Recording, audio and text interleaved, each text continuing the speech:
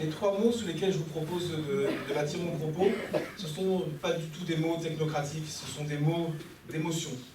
Ce sont les mots de lien et ce sont les mots de panorama. Et à travers ces trois mots-là, on va retrouver à la fois l'intérêt et ce qui va se passer sur le territoire dans les prochaines années, à Fontenay et aux alentours, et bien sûr le portrait du maire et de son équipe. Le premier mot, c'est celui des émotions. Le mandat municipal, on dit beaucoup de choses. La commune, l'école primaire de la démocratie, vous l'entendez, on le répète souvent. On nous parle souvent de proximité, bien évidemment. Comme si on n'avait pas compris, vous le comprenez tous les jours, quelles que soient vos activités, quelle que soit votre ancienneté dans la ville. Et je pense que le mot d'émotion est celui qui caractérise le mieux ce qu'un maire doit pouvoir incarner vis-à-vis de ceux qui lui font confiance, dans un premier temps dans un travail d'équipe, la construction d'un projet, la construction d'une équipe, en n'oubliant pas que comme on est en démocratie, eh bien, ce sont des élections à deux tours, donc il y a peut-être des constructions après de listes complémentaires, des personnes viennent rejoindre la liste, mais surtout c'est le mot d'émotion. Les émotions, il faut les sentir sur son territoire, il faut les sentir sur les gens que l'on rencontre, il faut sentir sur les difficultés que l'on est amené à mener. À titre personnel, une petite anecdote, j'avais été vraiment frappé très négativement en 2017, donc après l'élection du nouveau président de la République, lorsque certains parlementaires nouvellement élus expliquaient dans leur panorama, dans leurs instances, dans leur permanence, qu'en fait, ils ne recevaient plus les gens parce que, à cause du non-cumul des mandats, ils n'avaient plus de mandat local. Et puis, de toute façon, sur quoi les gens venaient leur demander quelque chose, question de difficulté de logement, question d'aide sociale, question de travail, ils ne sont pas compétents. Mais excusez-moi, mais c'est absolument terrible d'entendre des élus du peuple pouvoir dire cela. Et donc, moi, ce que j'ai ressenti, bien sûr, en tant qu'ami depuis une quinzaine d'années, mais depuis plusieurs mois en travaillant plus particulièrement avec Gilles et son équipe, en sous-marin, je vous rassure, eh bien c'est ce mot d'émotion pour cette ville. Émotion sur ce qu'elle est devenue, sur ce qu'elle pourrait ne pas devenir, sur ce qu'elle devrait ne pas devenir. Et bien évidemment, cette notion dont on beaucoup parle depuis plusieurs années, j'ai un peu regardé, la notion d'écologie dans les élections municipales, on en parle en France depuis une cinquantaine d'années. C'est-à-dire depuis les premières constructions de centrales nucléaires qui ont bien sûr généré beaucoup de débats. Donc c'est quelque chose qui est né en opposition au combat et maintenant qui se veut quelque chose en sauvegarde, en préparation, en prévention, en prenant en compte tout ce qui se passe dans les territoires. Les émotions, elles se sentent sur les personnes que l'on rencontre sur son territoire. Bien évidemment, la ville de Fontenay, elle a ses caractéristiques, elle a son historique. Je m'amusais à regarder un peu l'histoire. Et on parle beaucoup de mobilité. Eh bien, il y avait un tramway au début du XXe siècle qui allait jusqu'à Saint-Germain-des-Prés. Tramway à Fontenay, Saint-Germain-des-Prés. C'est pas si idiot quand on regarde presque 120 ans après ce qu'un territoire est devenu. Et ça me permet de faire la transition avec le deuxième mot. Après celui des émotions, c'est celui des liens. Bien évidemment, une commune, ce sont des quartiers, ce sont des lieux, ce sont des bureaux de vote à un moment donné, ce sont des écoles, ce sont des établissements, ce sont des centres divers, c'est de la santé, c'est du public, c'est du commerce, c'est quelque chose qui vibre, ce sont de l'expression d'idées, ce sont des associations culturelles, de toutes les sensibilités. Ça vibre, ça bouge. Eh bien, le maire, en tout cas avec pour moi son portrait idéal, eh bien, il permet à tous ces liens de vibrer et de vivre. Il les fait, d'abord il les perçoit, ensuite il les accompagne, il les sent. Et le fait d'avoir une équipe qui s'est construite en plusieurs mois avec beaucoup de sensibilité, ne recherchant absolument pas a priori un soutien partisan ou un soutien politique. D'ailleurs, petite confidence, que l'on soit à Fontenay ou à Valence, où je travaille actuellement, il y a bien longtemps que les partis politiques et les appareils au sens strict, je ne dis pas non, ont disparu, mais jouent un rôle qui est différent de celui qu'ils ont pu jouer.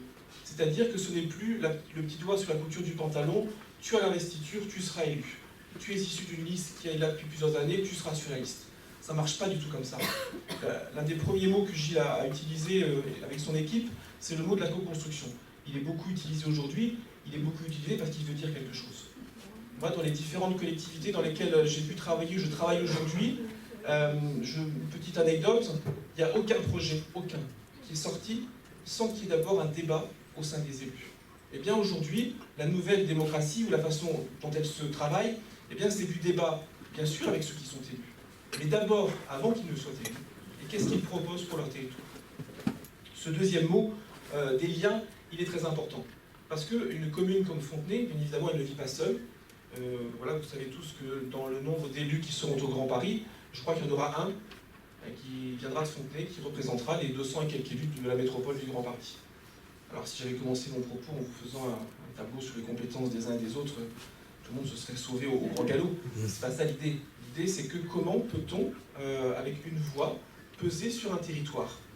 Eh bien, c'est toujours cette notion des liens, c'est-à-dire les liens qui sont noués. Vous les nouez avant, vous les nouez pendant votre mandat, vous les nouez pendant votre exercice professionnel, vous les nouez en relation de quartier, vous les nouez quand vous vous rendez compte, vous les nouez en conseil municipal, avec un système permanent d'aller-retour entre ce que vos mandants ou les électeurs demandent et ce que la collectivité peut faire. Et donc ça nécessite bien évidemment ce travail permanent sur les liens, de savoir qui est compétent de quoi.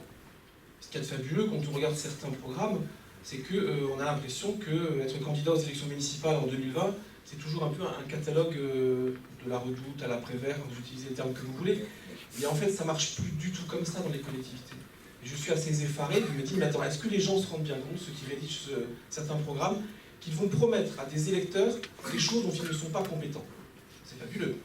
Je prends ce qui a trait toujours ces notions très importantes liées autour de l'écologie, de l'environnement, du développement durable, du mieux transport, du meilleure mobilité, mais ce ne sont pas des compétences de la ville, ce sont des compétences soit du territoire dans lequel vous vous trouvez, en Sud-Seine, soit des compétences de la région, et donc ça nécessite bien évidemment d'avoir un élu porté par son équipe qui sache manier ces liens de la meilleure façon possible.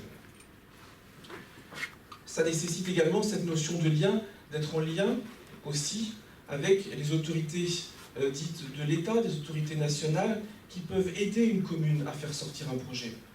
Dans la République telle que nous la vivons depuis 1884, eh bien, on n'a rien trouvé de mieux que le représentant de la commune qui a son écharpe tricolore.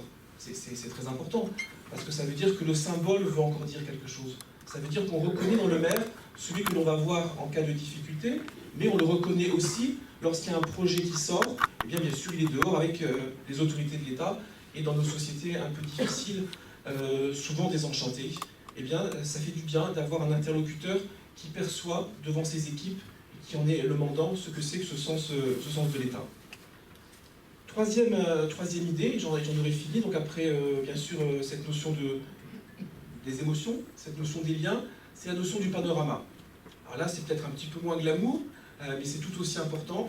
Ça veut dire que l'édile dans lequel vous porterez votre confiance, eh bien, il a cette capacité de cette vision panoramique pour les compétences de sa collectivité. On ne va pas s'amuser ici à faire une comptabilisation de ce qu'il peut y avoir dans le programme, dans ce que vous avez travaillé, ce n'est pas le sujet. Vous savez très bien que toute équipe municipale, lorsqu'elle est élue, eh bien, elle s'appuie sur des équipes techniques. Ces équipes techniques, ce sont des hommes et des femmes de l'ombre qui aident les élus à réaliser les décisions qu'ils auront prises. J'ai envie de vous dire, soyez sans inquiétude lorsque vous voterez pour la liste présentée par Gilles Mergy, puisque les projets qui ont été travaillés avec vous, qui seront retenus par les électeurs, après, pour leur mise en œuvre concrète, eh bien, l'équipe de Gilles pourra s'appuyer bien sûr sur des équipes techniques d'hommes et de femmes qui aideront à mettre en œuvre ces décisions. Cette vision panoramique, celui qui en est la tête de liste, il l'incarne également.